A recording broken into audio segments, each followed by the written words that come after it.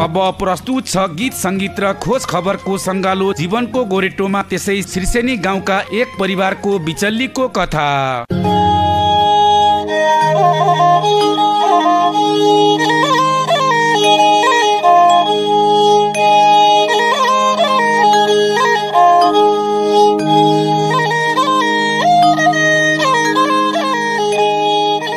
गाइने दाइको सारङ्गीले जीवनको कथा बोल्छ। काम गर्ने भोकै मर्ने चलनको अन्त्य हुनु पर्दछ।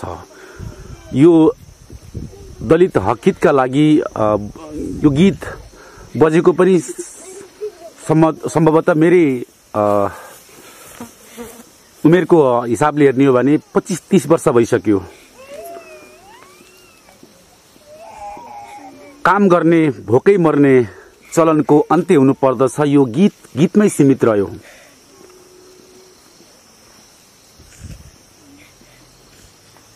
वास्तवमै यो देशमा जसले राजनीति गर्नुभएको छ, जुन दलबाट गर्नुभएको छ, उहाँहरूका लागि गीत जियाउने एउटा दर्दनाक दृश्य लिन म यति बेला गुल्मीको मदानी गाउँपालिका वडा नम्बर 3 सिर्सेनी साबिक सिर्सेनी गाविस छापा भन्ने टोलमा आइरहेको छु। यहाँ सिङ्गो बस्तीको अवस्था लगभग प्राय उस्तै छ।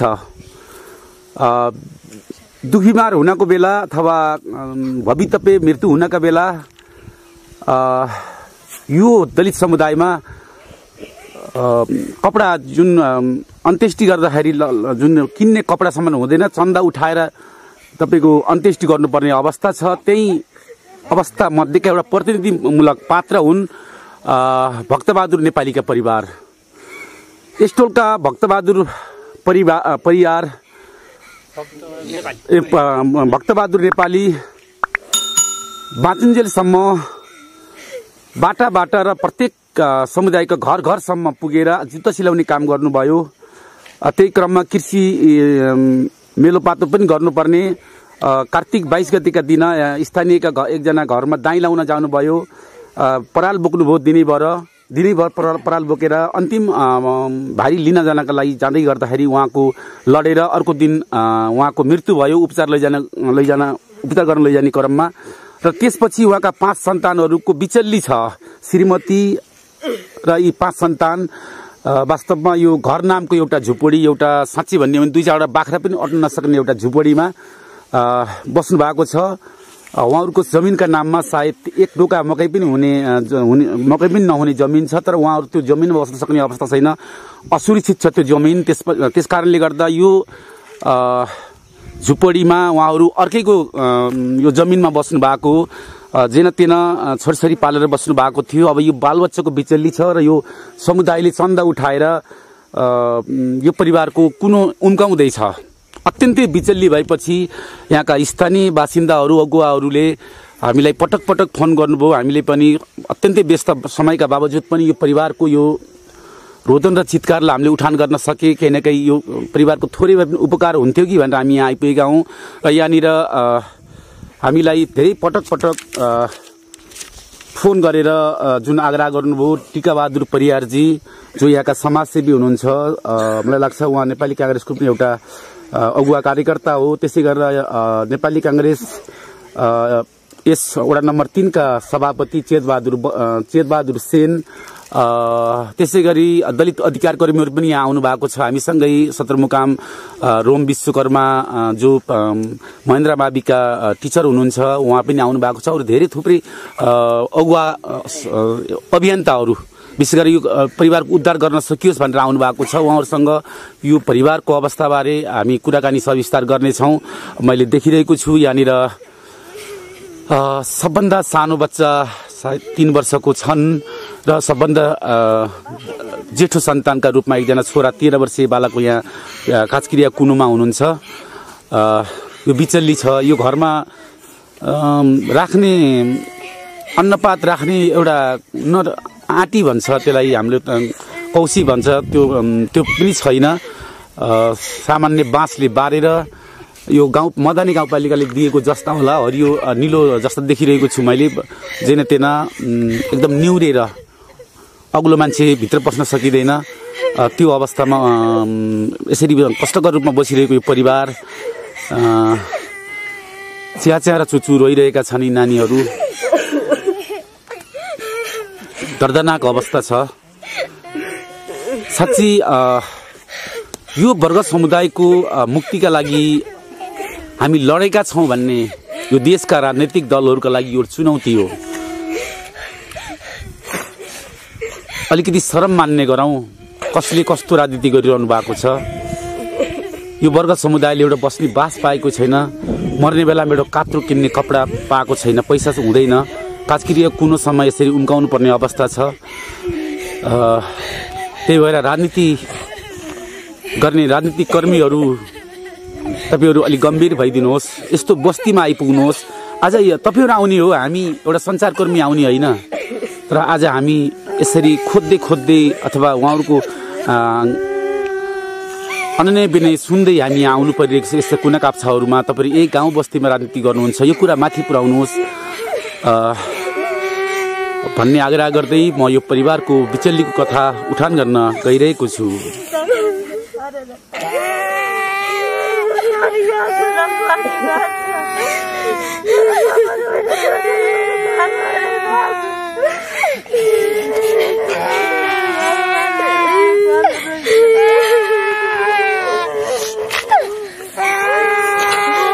यिनी पनि छोरी हुन्।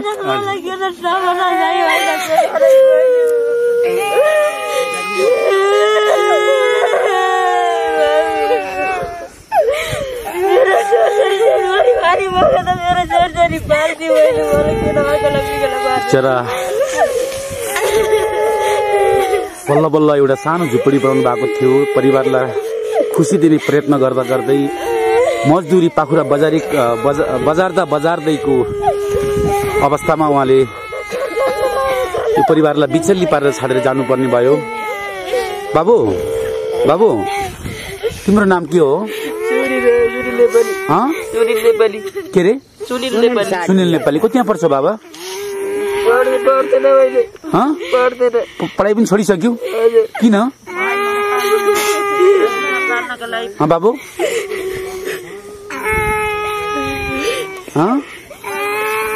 काम गर्न थाल्यौ?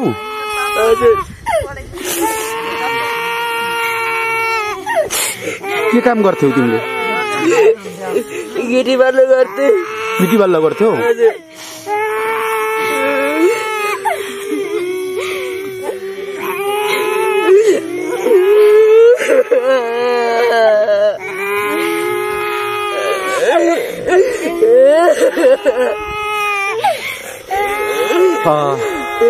अरू साथी सङ्गीहरूले जस्तो पढ्ने मन कसलाई हुन्न र?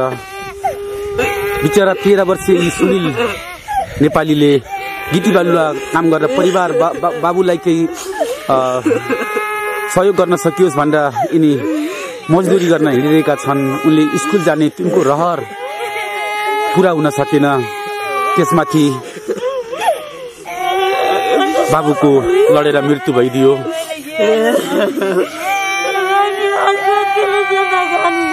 सबभन्दा सानो छोरी हुन्।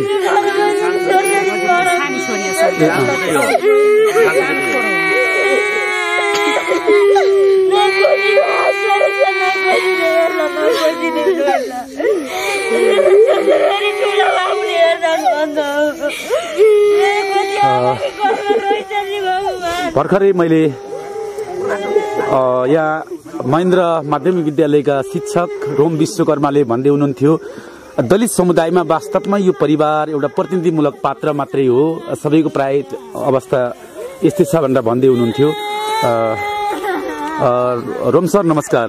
नमस्ते। जुन तपाईँले प्रत्यक्ष देखिरहनु भएको छ यो अवस्थालाई एकचोटि चित्रण गरिदिनुहोस् न। प्रेमजी, यो राज्यकै मन लाग्छ दलित समुदायको यो चाहिँ नि वेदना हो र यो चाहिँ प्रतिनिधिमूलक पात्र मात्रै हो जस्तो लाग्छ। यो चाहिँ परिवार मन लाग्छ मोर देन 50% दलित समुदायको अवस्था यो नै हो। अब अहिले जुन हामीले देखिरहेका छौँ, जसले अर्काको ज्याला मजदुरी गरेर आफ्नो जान बच्चाहरूलाई पाल्नु भएको थियो, उहाँको निधन भइसकेपछि एउटा चाहिँ अभिभावक विहीन बनेको छ यो परिवार। आर्थिक हिसाबले विपन्न अवस्थामा छ, आफ्नो एउटा बस्ने बास छैन, नजिकबाट उनीहरूलाई दिने सहारा गर्ने मान्छे छैनन्। कता कता म पनि अत्यन्तै एउटा मानवीय संवेदनाले मलाई पनि अहिले पोलिरहेको छ प्रेमजी। सायद यो बालबच्चाहरूको चित्कार रोदन जुन यिनीहरूको भविष्य अनिश्चित छ यसले हामीलाई गिज्जाइरहेको महसुस हुन्छ। हामी बहुदल गणतन्त्र हुँदै आइरहेका छौँ र पनि राज्यको नजर राज्य सञ्चालन गर्ने राज्यका हर्ताकर्ताहरूले यो यस्तो बस्तीहरूमा अझै दृष्टि पुर्याउन नसकेको हो कि कतै हामी गलत बाटोमा हिँडिरहेका हौँ कि जुन राजनीतिक परिवर्तन वास्तवमा यो वर्गको लागि हुन पर्ने हो। राजनीतिक परिवर्तन यो यस्तो अभिभावकविहीन बच्चाहरूको अभिभावकत्व दिने राज्य बन्न पर्ने हो। हामीलाई यसो भन्दै गर्दाखेरि अत्यन्त दुःख लाग्छ। अब यो परिवारलाई कसले यसको अभिभावकत्व लिने, राज्यले लिने हो कि यहाँको समाज लिने हो कि यो अत्यन्त दुःख लाग्दो अवस्था छ। म त यो के आह्वान गर्छु भन्दाखेरि यो स्थानीय निकायदेखि माथिल्लो निकायसम्मले यस्तो बालबच्चाहरूलाई उनीहरूको लालन पालन पोषण र उनीहरूको एउटा भविष्यको ग्यारेन्टी गरोस्। अनि मात्र हामी एउटा नेपाली हौँ भन्ने एउटा सार्थकता हुन सक्छ। र यसमा सबैको म यहाँको भद्रबोलादमी, यहाँका राजनीतिक कर्मी, यहाँका समाजसेवीसँग म विनम्र अनुरोध गर्दछु कि यो बालबच्चाहरूको भविष्य सुनिश्चित होस्, यिनीहरू एउटा मान्छे भएर बाँच्न पाउन्, यिनीहरूले एउटा मान्छेको संसार देख्न पाउन् भन्ने मेरो अनुरोध छ। र म सबै सरकारवालाहरूलाई म यही विनम्रताका साथ निवेदन गर्दछु। र म बढी बोल्न पनि मेरो एउटा मलाई यति भावुक बनाएको छ, मानवीय संवेदनाले खिचेको छ प्रेमजी। म यसभन्दा बढी बोल्न नि नसक्ने अवस्था। धन्यवाद। वास्तवमै आजभन्दा 15-20 वर्ष अघि नै हामीले ओजेलका खबर मार्फत यस्ता दुखित पीडितहरू र विशेष गरेर राज्यले केही गर्छु भन्दा भन्दै पनि त्यो सुख सुविधाबाट वञ्चित हुनुभएका यस्ता वर्ग समुदायको आवाज उठाउँदै आयौँ। कैयौँ विपदमा परेका व्यक्तिहरूको आवाज उठाउँदै आयौँ र धेरैको उद्धार पनि भयो। र अहिले हाम्रै ओजेलका खबरले उठाउने विषय अहिले देशभरका युट्युबर साथीहरूले उठाउनुहुन्छ। कृपया म यहीँबाट आग्रह गर्न चाहन्छु, जुन विषय मैले आजभन्दा 15-20 वर्ष अघि मैले उठाउने गर्दथेँ, अहिले तपाईँहरूले उठाउनु भएको छ। तपाईँहरू पनि यस्ता युट्युबर साथीहरू पनि यहाँ आएर यस्तै आवाज उठाइदिनु होला। जसरी ओजेलका खबरको विषयवस्तु तपाईँले राष्ट्रिय विषय बनाउनु भएको छ, म विनम्रतापूर्वक आग्रह गर्दछु तपाईँहरू पनि आएर पुनः एकपटक यो परिवारको यसरी आवाज बुलन्द गरिदिनु होला। यस्ता थुप्रै पीडितहरू हुनुहुन्छ, ती पीडितले बेलामा उद्धार पाउन सक्नु भएको छैन। कृपया यस कार्यमा यो सामाजिक अभियन्ताका रूपमा एउटा पत्रकार भएका नाताले मात्रै होइन, सामाजिक अभियन्ताका रूपमा तपाईँहरूले यो भूमिका खेलिदिनु होला भन्ने आग्रह गर्दछु। यो सबै यही टोल छिमेकी हुनुहुन्छ तपाईँहरू? यहीकै हो तपाईँहरू? सबै मजदुरी गरेर खानुहुन्छ होइन? के छ मजदुरी नै हो? सबै मजदुरी, दिनभरि मजदुरी गर्ने अनि त्यो बिहान बेलुकी गुजार चलाउने होइन त? त्यही हो, हाम्रो त्यही हो। तपाईँहरू सबै यही मजदुरी गरेर खाने हो। चुनावका जति आश्वासन दिन्थे नेताहरूले त्यस्तो गरेका छन्, सहयोग गरेका छन् तपाईँहरूलाई? छ क्वालिटी परेका ओठहरू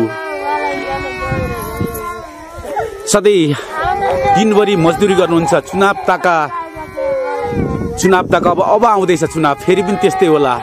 सायद यी दलित बस्तीहरूमा चामलका बोरा आउलान् वा चाड भट्टीहरूमा 1-2 सिसी खुवाउलान्, मासु खुवाउलान्, 2-4 सय लौ दाई भन्लान्, लौ बहिनी, लौ आमाहरू भन्लान्। त्यसपछि यो समुदायको अवस्था त्यस्तै छ। यो समुदायका मान्छेहरूले पनि कहिले चेताउने हो?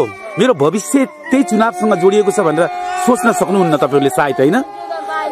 होइन दाइ, सोच्न सक्नुहुन्छ?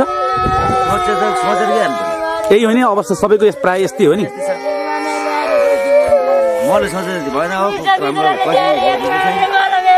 आदरणीय हरेक टोलमा बस्नुहुने विशेष गरी सचेत युवावर्ग, दलित समुदायको युवावर्गहरू, यो चित्र, यो दृश्य आफैमा दर्दनाक छ। यहाँ आएर देख्नुहोस्, या सायद तपाईँ पनि आफ्नो टोल छिमेकमा यही दलित समुदायमा यस्तै हेर्नु भएको होला। अवस्था किन यस्तो भइरह्यो त? एउटा हामीले समीक्षा विवेचना गर्नुपर्ने आवश्यकता पनि छ। दलित समुदायबाट जसले नेतृत्व गरिरहनु भएको छ उहाँहरू केवल प्रयोगकर्ता एउटा भर्याङ जस्तै बन्नु भएको पो छ कि आफूले आफैलाई विश्लेषण गर्नुहोस्। तपाईहरुको दलित समुदायमा जबकि एउटा बास छैन, बिहान बेलुकी गुजार चल्ने घाँस छैन, त्यो परिवारको मुक्तिका लागि के भएको छ त्यो पार्टीबाट?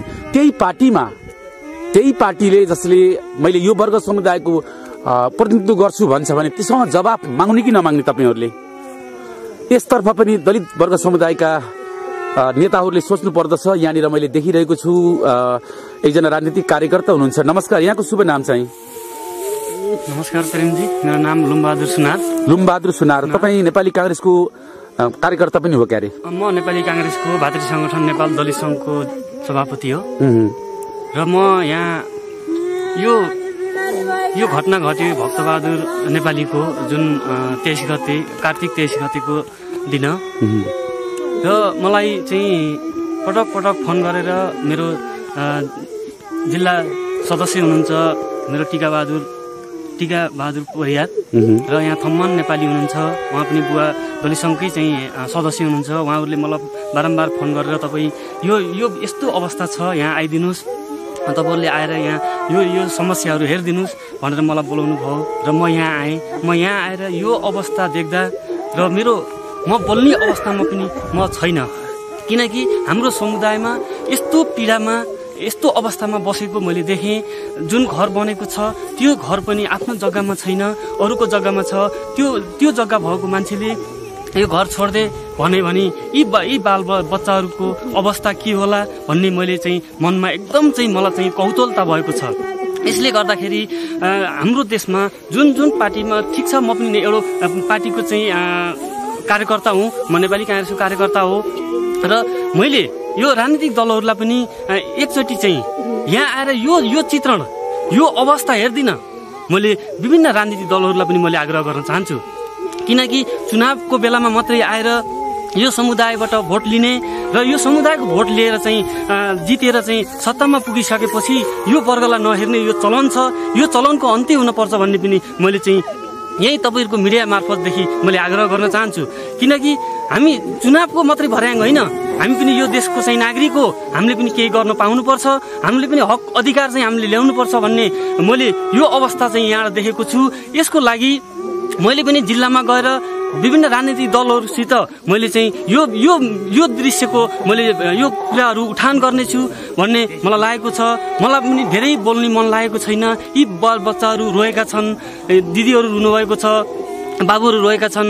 यहाँ किर्रे गरेर चाहिँ खाने अवस्था छैन। यो यस्तो दर्दनाक अवस्था यो राजनीतिक दलहरूले बुझ्नुपर्छ भन्ने मैले लागेको छ। मलाई पनि धेरै बोल्नु मन छैन, बोल्ने मन थियो, मेरो पनि मनले थामेन, म बोल्न सक्दिनँ प्रेमजी, मेरो भनाइ यस्तो। धन्यवाद। नमस्कार, यहाँको शुभ नाम चाहिँ? मेरो थम्मन बहादुर नेपाली। तपाईको यहाँको अगुवा कार्यकर्ता जस्तो पनि देखिनुहुन्छ, अलिकति हट्टाकट्टा केही बुझ्नु भएको पनि छ।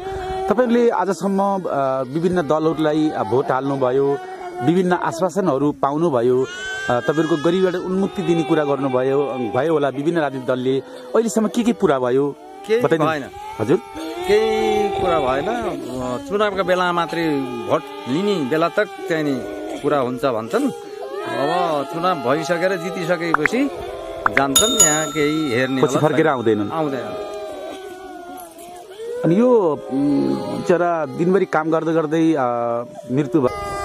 अहिले यस्तै हजुर चन्न उठाएर अब यही हाम्रो अब गाउँ टोल छरछिमेकबाट चन्न उठाएर जो गाडीमा बटाएको हो सर, यसका घरबाट एउटा खरनी पनि अब छैन, कहाँबाट ल्याएर फुक्ने र उ गर्ने। मेरो घरमा कोदो काट्न गई थिएँ, यसका घर त्यही दिन त्यही 250 रुपियाँ थियो, त्यही पनि मैले दिएर। हजुर, अब उहाँ परलको भारी लिन जाँदाखेरि उ सक्यो, अब के गर्ने स्थिति लोट्यो। अब हाम्रा चाहिँ नि अब सायद मलाई लाग्छ कोही अब गाडीमा रातारात यसो लान पाएको कोही बाँच्थ्यो कि भन्ने। हाम्रो एम्बुलेन्स पनि 2-3 महिनामा मै थन्केर बस्यो। अब पहिला चाहिँ नि एउटा हाम्रो भक्तबहादुर केसी चाहिँ नि ड्राइभर हुनुहुन्थ्यो, उहाँले यसो सम्हालेर चाहिँ नि त्यो उ गर्नुभएको थियो, त्यो एम्बुलेन्स चलाउनु भएको थियो। उहाँलाई के भयो कसो भयो उनीलाई निकालिदिए। त्यहाँ त्यो अर्गेला दिए अर्गेला दिँदाखेरि त्यो कहाँ लगेर थिचथाच पारे ग्यारेजमा भयो उस दिन फोन हाने अब गाडी त्यो एम्बुलेन्स ठिक छ कि छैन कस्तो हो यहाँ त यस्तो भयो भन्दाखेरि गाडी ग्यारेजमा थन्केको छ अब यसले काम छैन यसको भन्ने भयो अनि अन्त त तपाईहरुले यसो थोडा बहुत एउटा चन्दा उठाउने काम गर्नु भएको छ गरेको छु लगभग कति उठिया छ चन्दा लगभग 22-23 हजार जति उठाएको छु एकदम ठिक छ यहाँनिर अगुवा एकजना समाजसेवी हुनुहुन्छ कमल रमेश परियारजी हुनुहुन्छ रमेशजी तपाईहरुले जसरी मलाई धेरै पटक फोन गरेर बोलाउनु भयो आग्रह गर्नुभयो यस जुन यो परिवारको उद्धारका लागि तपाईहरुले देश विदेशमा रहनुभएका नेपाली दाजुभाइ दिदीबहिनीलाई के भन्न चाहनुहुन्छ मैले त प्रेमजी यो असाध्यै दयनीय अवस्था छ हामी पनि यहाँको बिचल्ली सुनेर एकदमै भावुक भएका छौं सबै नानी बाबुहरु नि सबै रोएका छन् 12-13 वर्षको बच्चा एउटा आर्थिक अभावको कारणले पढ्न छोडेर गिटी बालुवा चाल्ने काम गर्छु भन्दै छन् रुँदै र उनको बुवा पनि जो घटना भयो उहाँ पनि एकदमै गाउँभरि जताकतै डुलेर जुत्ता खुटेर एक मानस जुटाएर चाहिँ आफ्नो परिवार पालिराख्नु भएको थियो र उहाँहरुको असाध्यै बिचल्ली छ र थोरै हजुरहरु मिडिया मार्फत अथवा हाम्रो यहाँ दलितका साथीहरु पनि आउनुहुन्छ रोम सर आउनुहुन्छ अर्को लुम्बहादुर दाइ आउनु भएको छ लुम्बहादुर सुनार अर्को टिका परियार आउनु भएको छ थम्मन नेपालीले पनि हामीलाई जानकारी गराउनु हो र हामी पनि म पनि पुर्कोटदह हो मेरो घर र पुर्कोटदहदेखि यहाँ आए र थोरै भए पनि केही सहयोग हामीले पनि गर्न सकिन्छ कि भन्ने उद्देश्यले यहाँ आएको हो र मैले देश विदेश जताकतै हुने सहयोगी हातहरूलाई मैले के भन्न चाहन्छु भने यो चाहिँ राजनीति अवस्थाले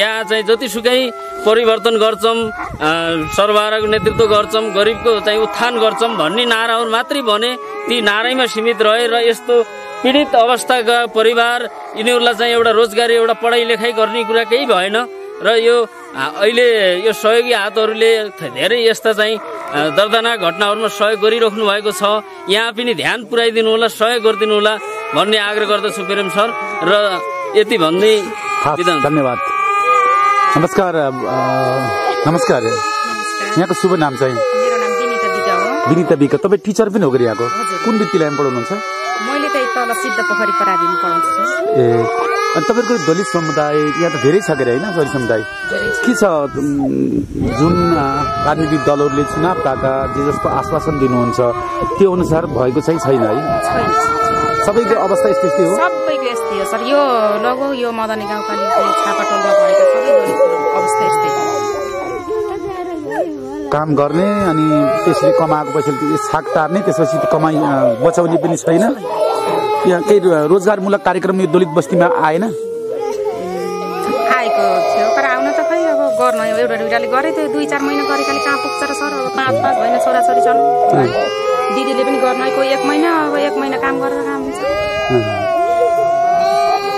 अनि तपाईँ जस्तो एउटा यहाँका शिक्षित दलित समुदायका मान्छेहरूले किन चुनावका आफूलाई कौडीको मोलमा बिक्री गर्छन् आफ्नो मत त्यो त अब बुद्धि नभएर होला नि सर त्यस्तै गर्छन् त्यही खालि त्यही 2 पैसामा अनि एउटा टुङकुलामा रक्सीमा बिकेर त सर हाम्रो सधैँभरि दलित पछि परेको छ अब यी मर्ने बेलामा एउटा कात्र किन्नेसम्म पैसा हुन्न अब यो 13 दिनको उम्काउने पैसा छैन यिनी नानी बाबु मेरो स्कुलमा जान्छन् यिनीहरूले कपी डट पनि लान सक्दैनन् सर हामीले स्कुलबाट दिएर कापिका पढ्न पेन्सिल हामीले स्कुलबाट दिएर लेख्न सिकाउँछौँ बिहान बेलुका अब यिनीहरूले गुजारा गर्ने कसरी होला हेर्नुहोस्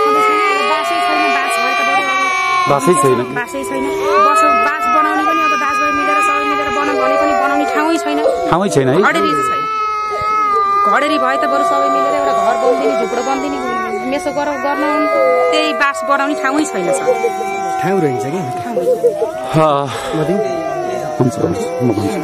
जनता आवास कार्यक्रम परिरहेको छ सम्भवतः यस मदाने गाउँपालिकाले पनि एउटा सुरक्षित बस्तीको विकास सुरु गरिरहेको छ मैले देखिरहेको छु यहाँबाट केही तल एउटा नमुना सुरक्षित के भन्छ नमुना बस्ती यस गाउँपालिकाले बनाइदिएको छ यही शीर्षेनीमा मैले देखिरहेको छु तर दुर्भाग्य त्यहाँ सबै परिवार 22-23 घर कति बसिरहेका छन्। त्यो हामी स्थलगत रिपोर्टको बाँकी अंश अर्थात् जुन आवाज बालबालिकाहरूको चिच्चाहटका कारण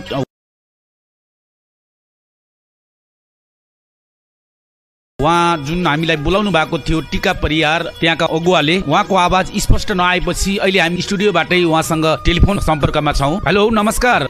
नमस्कार। टिका परियारजी, जुन बालबालिकाको उद्धार हुन्थ्यो भनेर तपाईँले बोलाउनु भयो, तपाईँका केही भनाइहरू पनि त्यति बेला हामी रेकर्ड गरेका थियौँ, तर त्यो बालबालिकाको चिच्चाहटका कारण स्पष्ट आउन नसकेपछि अहिले टेलिफोनबाटै हामी सम्पर्क गरेका हौँ। कार्यक्रम प्रसारण हुन ढिला गर्यो, यहाँलाई मैले जानकारी गराइसकेको छु। म रेडियोमा आएर बोल्न नभएका कारण चाहिँ यसरी कार्यक्रम रोकिएको थियो, आजबाट प्रसारण हुँदैछ। अहिले तिनीहरूको अवस्था कस्तो छ?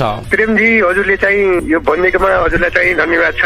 मलाई त्यहाँबाट सिसिनीबाट एकजना चाहिँ थम्मन नेपालीले मलाई यस्तो यस्तो घटना घट्यो भनेर उहाँले मलाई फोन गर्नुभयो र मैले उहाँहरूको केही उद्धार गर्नुपर्छ, हामी चाहिँ एउटा चाहिँ के अरे उद्धार गर्नुपर्छ भन्ने मेरो चाहिँ भावना भयो र हजुरलाई मैले चाहिँ पटक पटक फोन गरेर हजुरलाई प्रेम सर यहाँ आइदिनुहोस्, यहाँको चाहिँ वातावरण हेरिदिनुहोस्, यहाँको चाहिँ अवस्था अत्यन्तै उ छ, दैनिकी छ। प्रेमजी, यसलाई चाहिँ कुन तरिकाले हजुर पनि लाएर हामी पनि सबै लाएर केही उद्धार गर्ने चाहिँ मैले विचार गरेको छु। प्रेमजी, कृपया सहयोग गर्न चाहने महानुभावले तपाईँलाई सम्पर्क राख्ने छन्, कृपया तपाईँको मोबाइल नम्बर बताइदिनुहोस् न। मलाई चाहिँ कसैले पनि सम्पर्क गरेमा मेरो चाहिँ नम्बर 98639515 मेरो जहिले पनि खुला हुनेछ र अर्को नम्बर पनि छ 974770 74523 जहिले पनि मेरो चाहिँ यो नम्बर, दुईटा नम्बर मेरो चाहिँ खुला हुनेछन्। प्रेमजी, र कहिले पनि जसले पनि चाहिँ विदेश अथवा चाहिँ स्वदेशको चाहिँ मतलब चाहिँ साथीभाइले मतलब चाहिँ यो गरिदिनु हुनेछ भन्ने मैले चाहिँ विनम्र अनुरोध गर्दछु। प्रेमजी, तपाईँको मदने गाउँपालिकाले केही गर्यो? अहिलेसम्म त्यस्तो केही जानकारी छैन, यो कार्यक्रमै नबनेको कारणले गर्दा नभएको मलाई चाहिँ लाग्छ। प्रेमजी, यहाँलाई धन्यवाद छ है त। प्रेमजीलाई पनि मेरो पनि धन्यवाद छ। हस्, धन्यवाद। हजुर, धन्यवाद। अब हामी मदने गाउँपालिकाका प्रमुख दानबहादुर केसीसँग टेलिफोन सम्पर्कमा छौँ। हेलो, नमस्कार। हजुर, नमस्कार।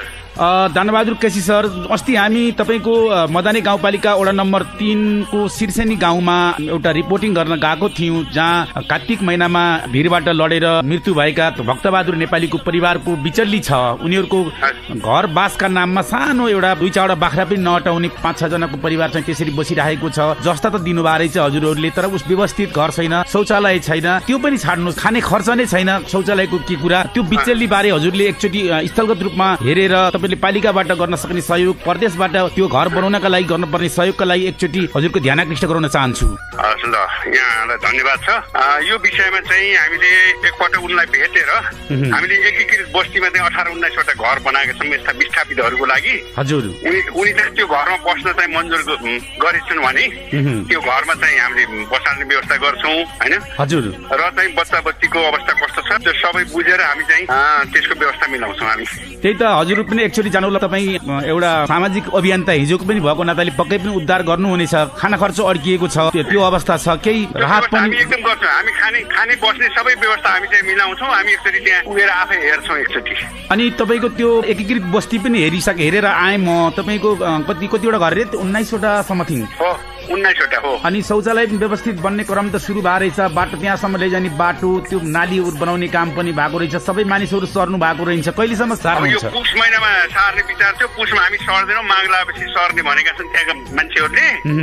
अब उहाँहरूलाई चाहिँ माघमा सार्छौँ हामी। त्यो माघमा सार्नु पूर्व एकचोटि त्यो परिवार भक्तबहादुर नेपाली जो भिरबाट लड्नु भएको छ उहाँको परिवारलाई अहिले आधारभूत उद्धार गरिदिनु होला, विशेष गरेर खानपिनको व्यवस्थाका लागि पहिलो पहल जाओस् र त्यसपछि सुरक्षित बस्तीमा सारिदिनु हुन पनि म अनुरोध गर्दछु है त। हस्, धन्यवाद। ल, हस्, धन्यवाद। जानकारीको लागि धन्यवाद। अनि त्यसको लागि हामी चाहिँ पहल गर्छौँ र जे आवश्यक पर्छ त्यो कुरा हामी कति सक्छौँ हाम्रो साधन स्रोतले भ्याएसम्म हामी चाहिँ अवश्य गर्छौँ। तपाईँलाई म विश्वास दिलाउन चाहन्छु। हस्, धन्यवाद। पक्कै पनि उहाँले विश्वास दिलाइसक्नु भएको छ केही न केही उहाँको तर्फबाट विशेष गरेर गाउँपालिकाको तर्फबाट केही न केही उद्धार हुनेछ भन्ने कुरामा हामी अपेक्षा राख्दछौँ। त्यस्तै यो परिवारको बिचल्लीको खबर सुन्नुहुने जिल्लावासी इन्टरनेटको माध्यमबाट हामीलाई सुन्नुहुने देश विदेशमा रहनुभएका दाजुभाइ दिदीबहिनीहरूले पनि जति सक्नुहुन्छ त्यति सहयोग गरिदिनु होला। त्यसका लागि टिका परियारजी जो भन्वानेका हुनुहुन्छ सामाजिक कार्यकर्ता, उहाँ मार्फत पनि टेलिफोन सम्पर्क गरेर सहयोग गर्न सक्नुहुनेछ। यदि त्यहाँ पनि सम्पर्क हुन सकेन भने मेरो मोबाइल नम्बर 985701 530 सम्पर्क राखेर सम्बन्धित पीडित पक्षलाई सहयोग गरिदिनु हुन अनुरोध गर्दै आजलाई ओजेलका खबरको निर्धारित समय पनि सकिने लागेको छ। बिदा हुनु पूर्व यतिन्जेल ओजेलका खबर सुनेर साथ दिनुहुने तपाईँ श्रोता अनि प्राविधिक मित्र अनिल खत्रीलाई विशेष धन्यवाद दिँदै र ती बालबालिकाहरूको रोदन र चितकार सहित उनीहरूको वास्तविक जीवनसँग मेल खाने गीत छाड्दै म कार्यक्रम सञ्चालक प्रेम सुनार बिदा चाहन्छु। नमस्ते।